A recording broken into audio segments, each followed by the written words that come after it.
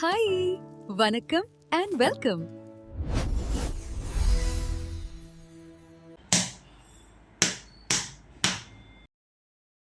சம்மரில் மாம்பழம் வாங்கி சாப்பிட்றது எல்லோரும் பண்ணுவோம். ஆனால் மாம்பழம் வச்சு இப்படி ஒரு டெசர்ட் பண்ணியிருக்கீங்களா?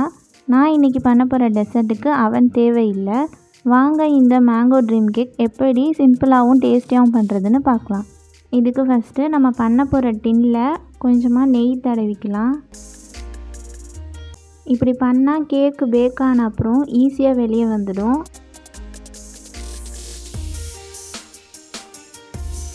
டின்னில் வந்து நெய் தடவியாச்சு. இப்போ ஒரு பவுலில் 1 கப் பால் சேர்த்துக்கிறேன். அதோட 1 டீஸ்பூன் வினிகர் சேர்த்துக்கிறேன். இப்போ இதை நல்லா மிக்ஸ் பண்ணிக்கலாம். கொஞ்சம் நேரத்தில் பார்த்தா பால் திரிஞ்ச மாதிரி தெரியும். அதுதான் நமக்கு வேணும். இது வந்து ஒரு குயிக் பட்டர் மில்க் மாதிரி ஒர்க் ஆகி கேக் சாஃப்டாக வரதுக்கு ஹெல்ப் பண்ணும். இப்போ வந்து 1/2 கப் சர்க்கரை ஆட் பண்ணிக்கிறேன். சர்க்கரை கரையிற அளவுக்கு நல்லா மிக்ஸ் பண்ணிக்கலாம்.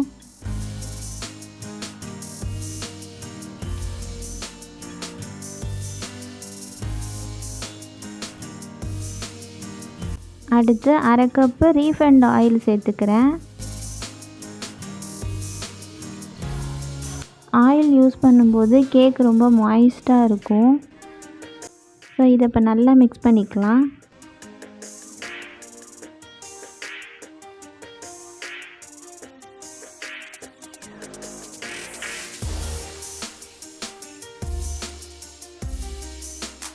எல்லாம் மிக்ஸ் பண்ணியாச்சு. இப்போ இதோட 1 கப் மைதா சேர்த்துக்கிறேன்.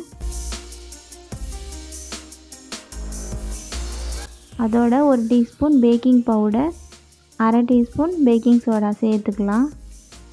இப்போ நல்லா மிக்ஸ் பண்ணிக்கலாம். இங்கே ஓவராக மிக்ஸ் பண்ணக்கூடாது. ஒரு சைடாக ஜென்டிலாக கலந்தால் போதும். அப்போ தான் கேக் சாஃப்டாக வரும்.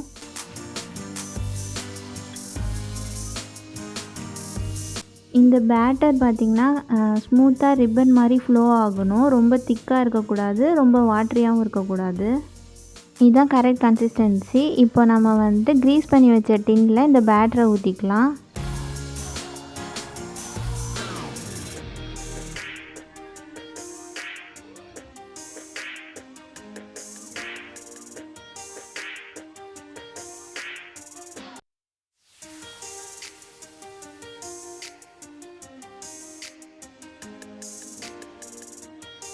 இப்போ இந்த டின்னை டேப் பண்ணுங்கள். இப்படி பண்ணால் உள்ளே இருக்க ஏர் பபிள்ஸ் வெளியே வந்துடும். கேக் ஈவனாக பேக் ஆகும். நான் பேனை வந்து முன்னாடியே ப்ரீ ஹீட் பண்ணி வச்சுருக்கேன். அதில் இந்த கேக் பேட்டரை வச்சிடலாம். மீடியம் டு லோ ஃப்ளேமில் 35 to 40 மினிட்ஸ் வந்துட்டு குக் பண்ணுங்கள். குக் ஆன அப்புறம் ஒரு ஸ்டிக் இல்லைன்னா டூத்பிக் இன்சர்ட் பண்ணி பாருங்கள். க்ளீனாக வெளியே வந்தால் கேக் பர்ஃபெக்டாக பேக் ஆகிடுச்சின்னு அர்த்தம். ஸோ இப்போ வந்துட்டு ஸ்டவ் ஆஃப் பண்ணிவிட்டு கேக் டின் வெளியே எடுத்துடலாம்.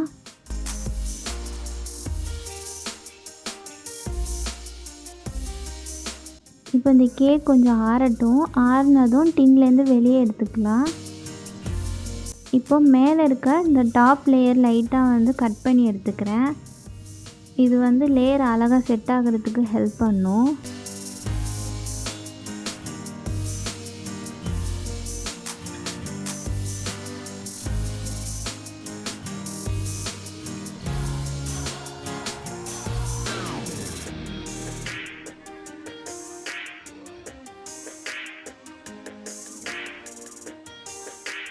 இங்கே பாருங்கள் கேக் எவ்வளோ சாஃப்டாக இருக்குன்னு. டச் பண்ணும்போதே ஸ்பாஞ்ச் மாதிரி பவுன்ஸ் ஆகுது. இப்போது இதை வந்து அதே டின்னில் கேக் பேஸாக வச்சுக்கலாம். இப்போது ஃபோர்க் வச்சு கேக் ஃபுல்லாக ஹோல்ஸ் போடுறேன். இது முக்கியமான ஸ்டெப்பு. இப்படி பண்ணால் அடுத்து நான் சேர்க்குற பால் வந்துட்டு கேக்குள்ளே நல்லா அப்சர்வ் ஆகும்.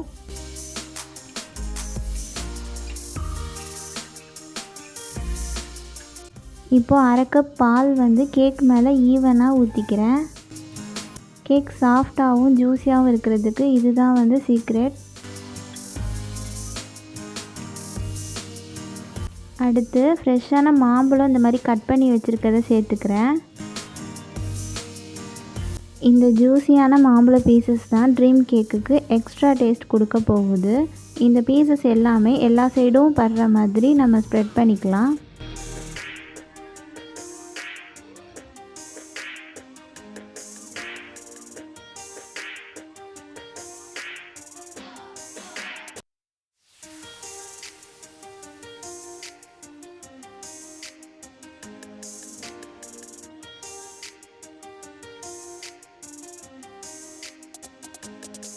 இந்த மாம்பழம் பீசஸ் வந்து கேக்கோட செட்டில் ஆகிறதுக்கும் ஃப்ளேவர்ஸ் வந்து அப்சர்வ் ஆகிறதுக்கும் ஃப்ரிட்ஜில் 15 நிமிஷம் வச்சு எடுத்துக்கலாம். 15 நிமிஷத்துக்கு அப்புறம் ஃப்ரிட்ஜிலேருந்து கேக் எடுத்துக்கிறேன். இதில் வந்து மாம்பழம் பியூரி வந்து மேலே ஃபுல்லாக போர் பண்ணிக்கலாம். இந்த பியூரி ரெடி பண்ணுறதுக்கு நல்லா பழுத்த மாம்பழம் ஒன்று எடுத்து நல்லா அரைச்சிக்கோங்க. அந்த பியூரி பார்த்திங்கன்னா எல்லா பக்கமும் ஈவன்லியாக ஸ்ப்ரெட் ஆகணும்.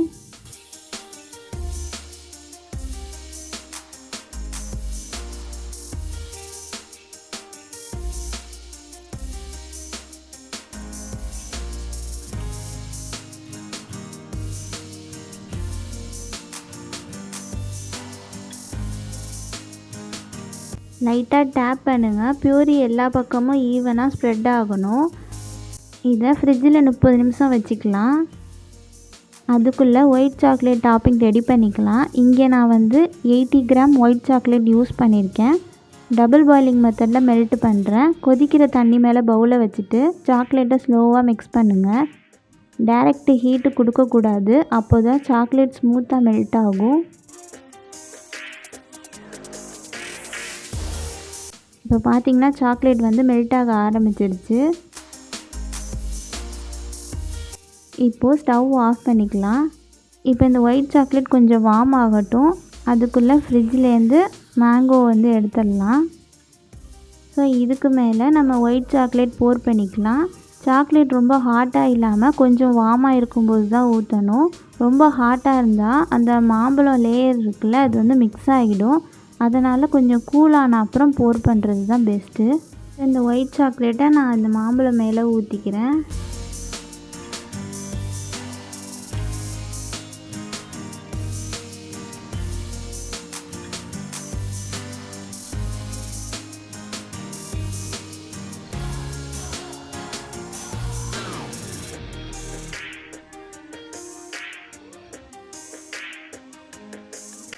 இப்போது ஈவனாக ஸ்ப்ரெட் பண்ணிக்கலாம்.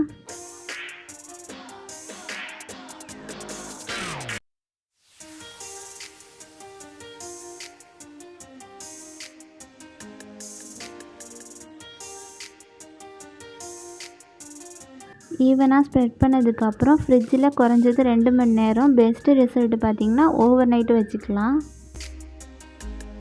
இப்போது ஃப்ரிட்ஜிலேருந்து எடுத்தாச்சு. இதுக்கு ஃபைனல் டச்சுக்கு கொஞ்சம் மில்க் பவுடர் டஸ்ட் பண்ணுறேன். சிம்பிளாக இருந்தாலும் செம்ம ரிச் லுக் கொடுக்கும். இதுதான் ட்ரீம் கேக்கோட பெஸ்ட்டு பார்ட்டு. நீங்களே கேளுங்க.